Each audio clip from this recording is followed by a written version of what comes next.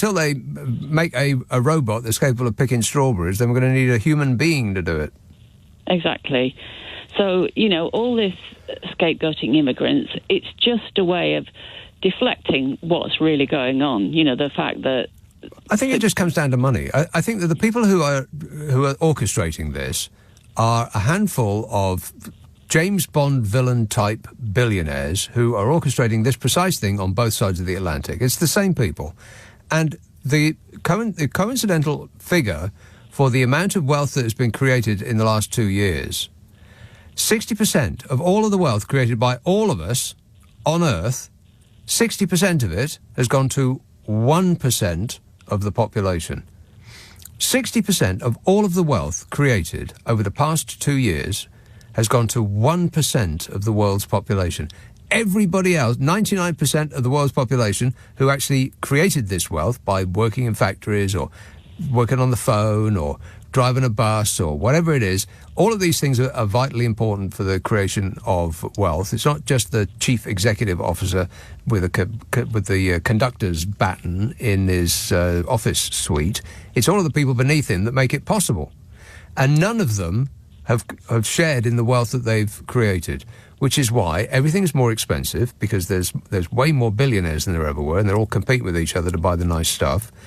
And the decent jobs are few and far between, because they manage to co-opt politicians in order for them to make the regulations about work placement conditions preferable to those who own the means of production. So we're all doing going nowhere jobs for minimum wage. We're getting nowhere. We can't buy a place because they bought all the places, and you can't compete with that kind of money. And you can barely afford your rent because you're paying essentially the same people who can jack up the rent to anything they like, pretty much, because there'll always be somebody able to pay it. And that's the reason why people are out of sorts, because their lives have been taken away from them. They work as many hours as they possibly can, and they still can't get by. And the reason, you could blame the people whose fault it is above you on the ladder, but who are they? It's very, very difficult. And apart from anything else, they're the ones who are in charge of the world's media. They control social media and the traditional media, the TV news stations in America and so on. So you could try and blame them, but who are they? The amount of the downward pressure coming from the top to blame somebody else but them is enormous, and they can spend any amount of money to distract you and point you in the wrong direction. Much, much easier to just go with the flow and blame the people beneath you on the ladder. They're pulling you down, which is the opposite of the truth, but, we're in a post-truth world now, baby. It's all about feelings now, Annie.